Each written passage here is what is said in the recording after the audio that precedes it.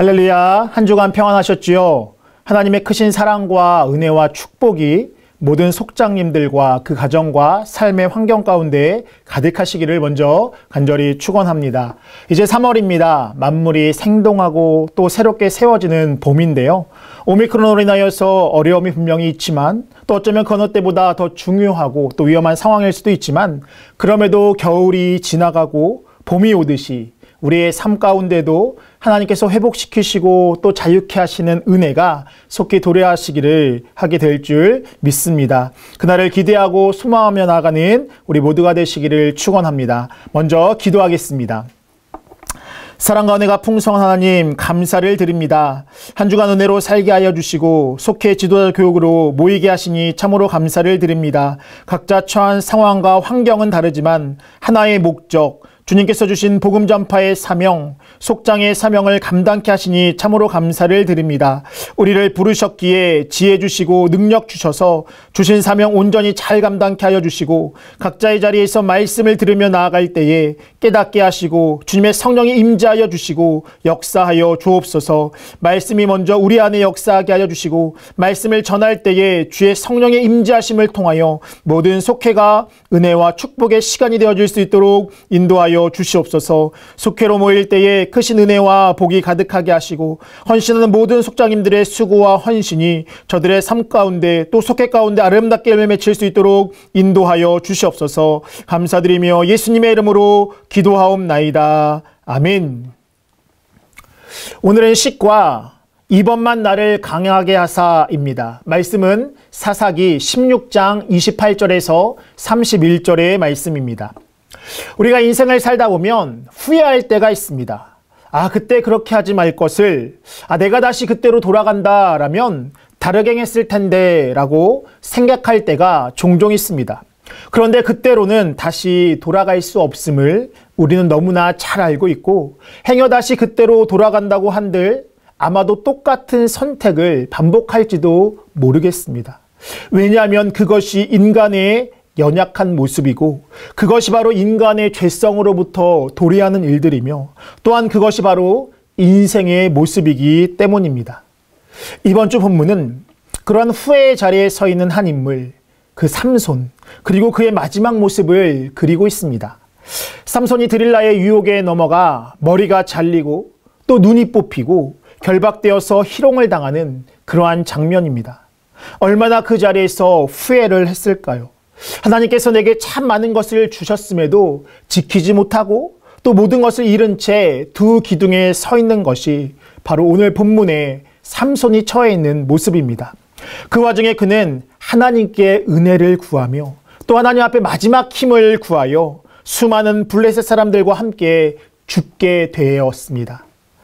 본문의 이야기를 속도들과 나눔에 있어서 먼저 삼손에 대해서 살펴보는 것이 좋을 것 같아서 함께 우리 삼손에 대해서 함께 나누어 보도록 하겠습니다. 삼손은 이스라엘의 사사로 20년을 지냈습니다. 단 지파에 속한 마노아의 아들로서 그의 이름의 뜻은 태양의 사람, 그것을 의미합니다. 삼손의 부모는 아이를 갖지 못하는 그러한 상황이었지만 하나님의 천사가 그에게 나타나 아이를 낳을 것이다 라고 말씀하셨고 일평생 그렇게 하나님 앞에서 나실인으로 구별된 자로서 살아갈 것을 또 그의 머리에 삭도를 대지 말 것을 듣게 됩니다. 그렇게 태어나면서부터 구별되었던 사람이 바로 삼손이었습니다. 삼손이 태어난 당시에 시대적인 상황과 환경은 이랬습니다. 블레셋 족속이 가자에서 갈멜산에 이르는 그 해안의 평화를 점유하고 있었고 강한 유격 부대를 배치하여서 철을 독점함으로써 이스라엘인들이 철기 무기를 만들지 못하도록 했던 그러한 시대적인 상황이었습니다. 군사적인 우위가 블레셋에 있었던 그러한 상황이었습니다.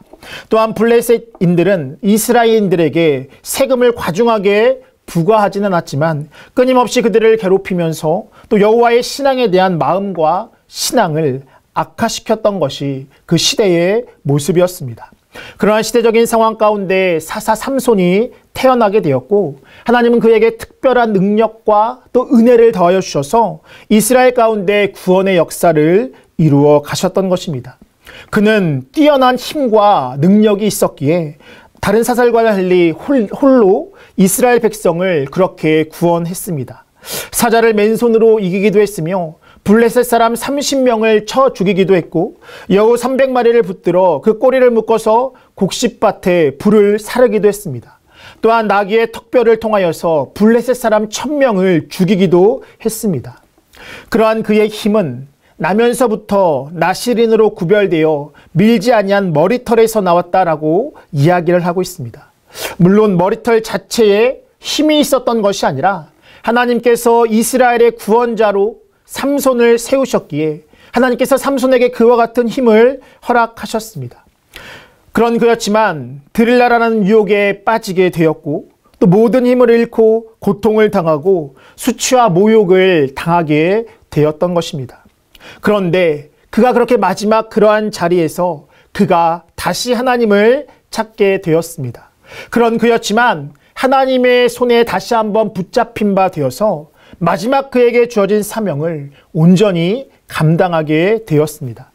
비록 실패의 자리였지만 하나님 손에 다시 한번 붙잡힌 바 되어요. 하나님의 일을 위하여 또 하나님의 영광을 위해 쓰임받게 되었다라는 것입니다. 자, 그렇다면 이번 주 이 속회를 통하여서 우리가 깨달아야 하는 것들은 무엇일까요? 우리가 함께 나누어 보도록 하겠습니다. 첫 번째입니다. 유혹의 두 얼굴을 경계해야 합니다. 유혹의 사전적인 정의는 꿰어서 마음을 현혹하거나 좋지 아니한 길로 이끔입니다. 유혹이라는 단어 그 자체에 이 두 가지의 의미가 내포되어 있습니다. 먼저는 좋은 것 같아 보인다라는 그러한 의미를 가지고 있으며 그러나 실질적으로는 좋지 않다라는 것. 이것이 바로 유혹이 가지고 있는 그러한 특징이라 할 수 있습니다. 존 파이퍼 목사님은 유혹에 대해서 이렇게 이야기했습니다. 모든 유혹의 힘은 그것이 나를 더 행복하게 만들어줄 것으로 생각하도록 만든다라는 것입니다. 모든 유혹은 나를 더 행복하게 만들어줄 것 같이 보이지만 실상은 그렇지 않다라고 이야기하는 것입니다. 대표적인 예가 무엇일까요? 바로 선악과를 들 수 있습니다. 보기에는 먹음직하고 또 보암직합니다. 또한 그것을 취하면 무엇인가 좋을 것 같아 보이는 그러한 모습이었지만 그러나 실질적으로 그것을 취했을 때의 그 결과는 바로 죽음이었습니다. 이것이 유혹의 모습이었습니다. 드릴라의 유혹도 마찬가지입니다. 무엇인가 그의 품 안에서는 평안함을 느낄 수 있는 것 같아 보이지만 그 끝은 수치와 모욕이었고 더 나아가서 죽음이었다라는 것을 오늘 본문은 분명하게 이야기하고 있는 것입니다. 이것이 바로 유혹의 모습입니다. 좋게 해줄 것 같은 어떠한 모습, 그러나 실제의 모습은 그렇지 않다라는 것. 그렇기 때문에 우리는 그 유혹으로부터 벗어나야 하는 것입니다. 그런데 오늘 본문에서 보면 삼손은 그 유혹으로 인하여서 넘어졌던 것이 아니라 그 유혹을 즐기며 찾아 나섰던 사람이다라고 이야기하고 있습니다. 그는 드릴라라는 그 여인을 찾아서 안락함과 쾌락을 추구했습니다. 겉으로 볼 때에는 드릴라의 유혹으로 인하여서 유혹에 빠진 것처럼 보이지만 그는 유혹이라는 그 달콤한 그 자체를 통해 자기 만족을 추구했던 사람이며 더 나아가서 그 과정을 통하여서 유혹의 그 짜릿함을 즐겼던 것이 그의 모습이었습니다. 또한 그가 그 유혹을 선택했던 것, 그 드릴라에 빠졌던 그것은 단순히 여인의 문제를 넘어서 단순히 여인을 선택함이 아니라 자기의 중심 가운데 하나님의 중심이 아닌 자기를 선택했던 것, 그것이 바로 그 모습이었습니다. 삼손은 나시린이었기 때문에 세상과 구별된 삶을 살았어야 하는데 그 자체를 축복이 아니라 짐으로 여겼습니다. 하나님 안에서 안식과 평안을 누린 것이 아니라 그 모든 것을 짐으로 여기고 세상 가운데 안식과 평안을 찾았던 것이 바로 그의 모습이었습니다. 그러나 오늘 삼손의 이야기를 통하여서 우리가 깨달아야 할 것은 무엇이냐? 하나님 안에서가 아닌 다른 곳에서부터의 평안과 안식을 누린다라면 그것이 곧 유혹이 될 수 있으며 그것으로 인하여서 환난을 겪게 되어진다라는 그 사실입니다. 그렇다면 우리는 어떠한 삶을 살아야 하는 것일까요?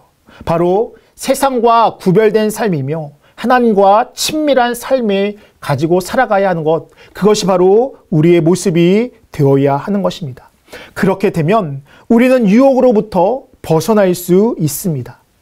유혹에 빠지지 않기 위하여서 아무리 발버둥 친다라고 한들 우리가 그 유혹이 우리의 눈 가운데, 우리의 마음 가운데 들어왔다라면 우리는 그것으로부터 벗어날 수 없게 됩니다.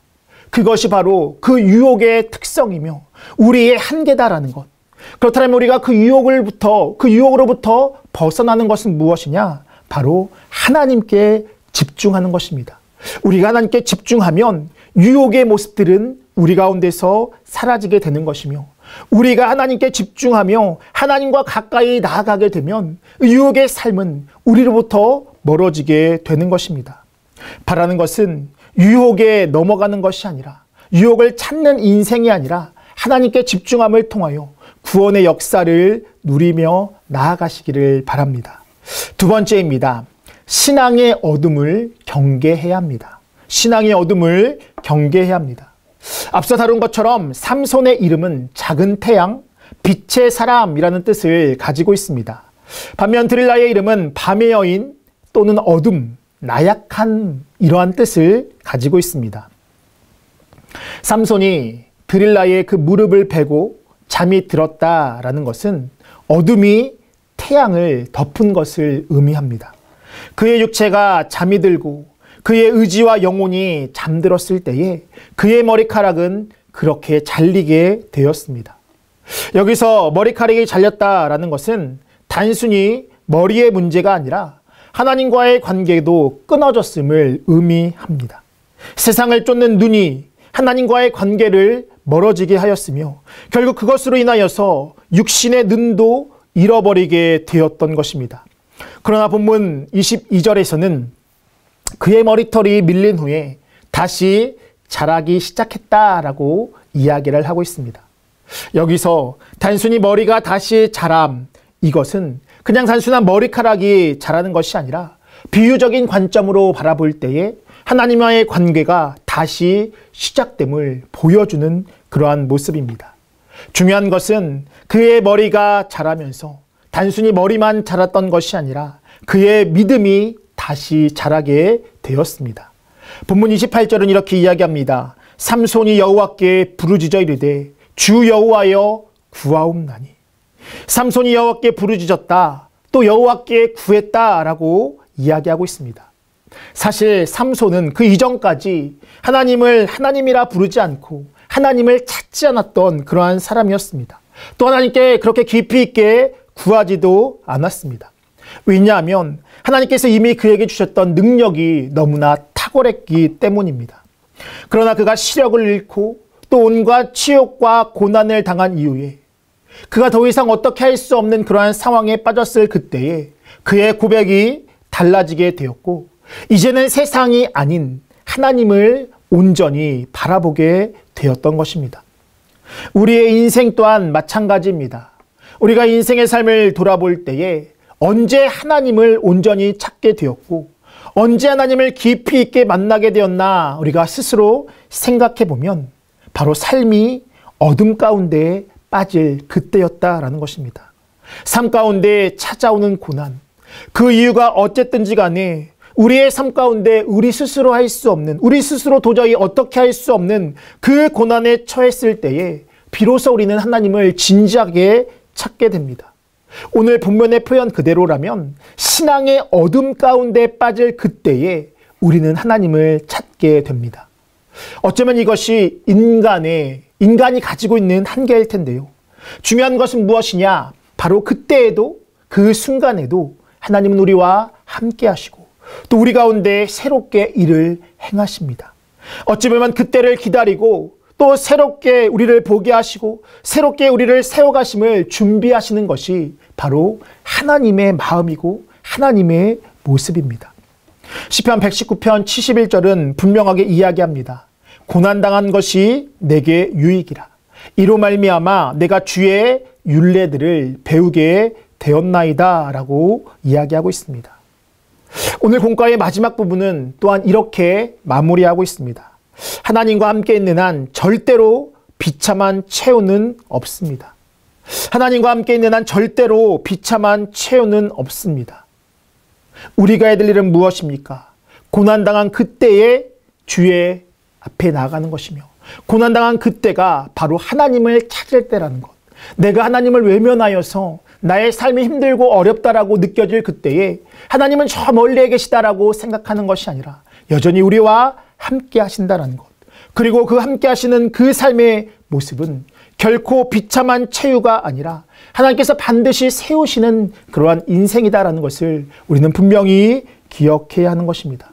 그렇기에 우리는 어떠한 자리에 처해 있든지 주님을 찾아야 하는 것이며, 그 찾는 그 손길 가운데 하나님은 우리의 손을 붙잡으시고 반드시 우리를 세워 가신다라는 사실, 우리는 이것을 분명히 기억하고 나아가야 하는 것입니다.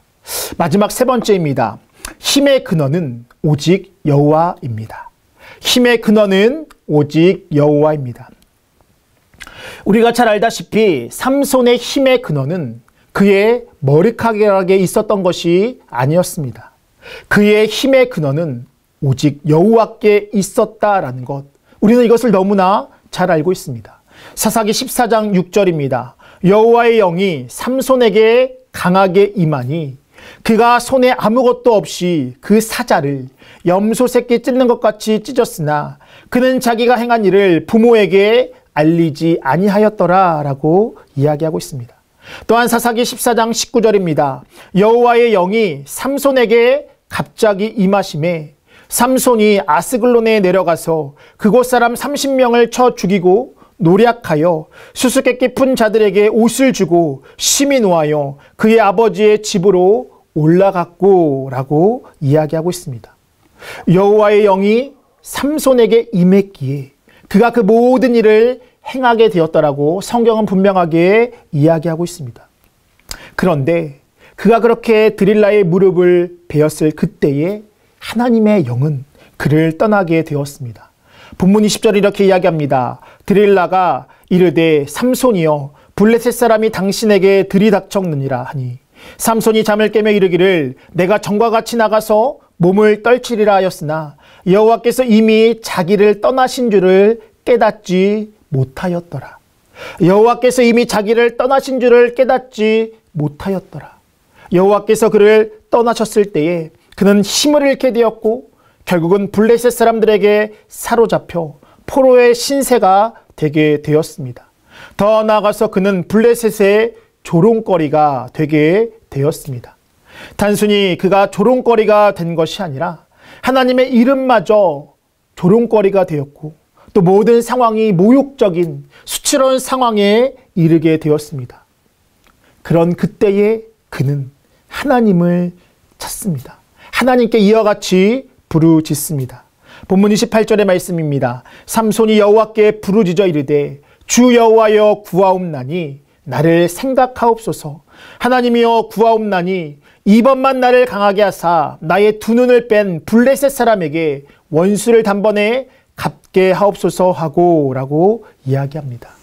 이번만 나를 강하게 하사, 이번만 나를 강하게 하사 라는 그의 고백을 하나님은 받으셨고 또한 그에게 그렇게 힘을 주셨고 그렇게 그의 힘을 받은 그는 다곤의 신전의 기둥을 무너뜨리고 그곳에 모여서 함께 있었던 블레셋 사람들, 하나님의 이름을 모욕하고 자신을 수치스럽게 했던 모든 자들과 함께 죽게 되었습니다.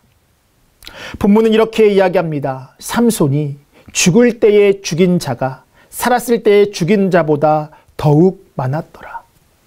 삼손이 죽을 때에 죽인 자가 살았을 때에 죽인 자보다 더욱 많았더라.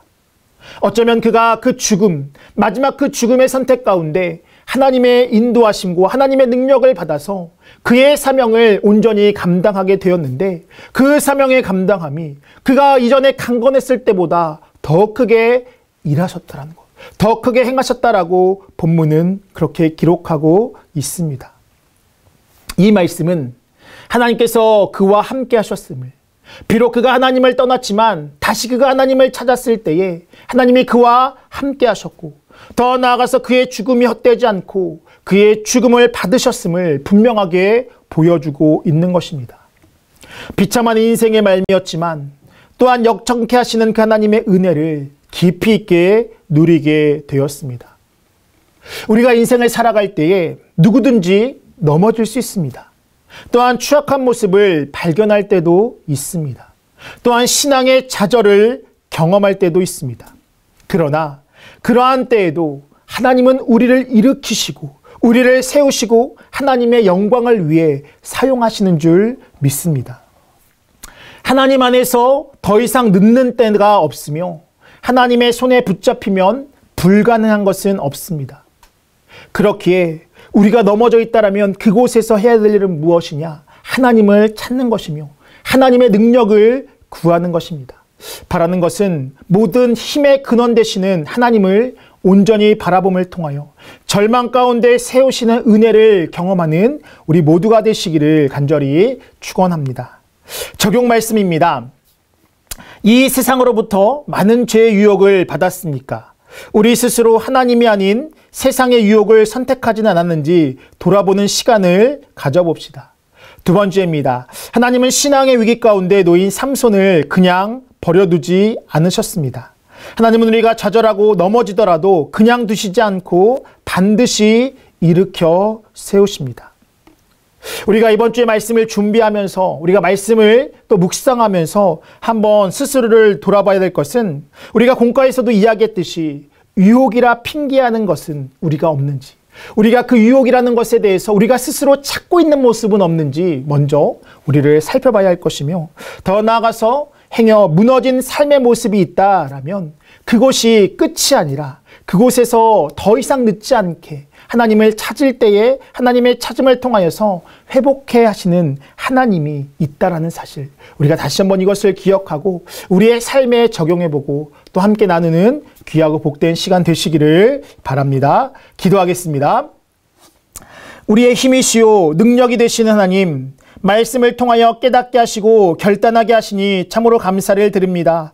하나님 앞에 살아 유혹의 삶에 빠지는 인생 되지 않게 하여 주시고 하나님의 은혜를 누리며 살아가는 우리 모두의 삶이 되어질 수 있도록 인도하여 주시옵소서. 그러나 때론 넘어질 때가 있습니다. 연약한 우리들을 불쌍히 여겨주시고 그때에도 여전히 우리와 함께 하시고 우리를 세우시는 하나님의 놀라운 손길을 경험하는 우리의 삶이 되어질 수 있도록 인도하여 주시옵소서. 특별히 모든 속장님들과 함께 하여 주셔서 저들의 사명의 발걸음을 하는 그 모든 발걸음 가운데 하나님께서 놀랍게 채우시고 세우시는 은혜가 있게 하여 주시며, 더 나아가서 그들이 속회 가운데 함께 나아가 복음을 전할 때에 하나님의 놀라운 은혜와 축복이 저들 가운데 온전히 이루어지는 귀하고 복된 시간 되어질 수 있도록 인도하여 주시옵소서. 감사드리며 예수님의 이름으로 기도하옵나이다. 아멘.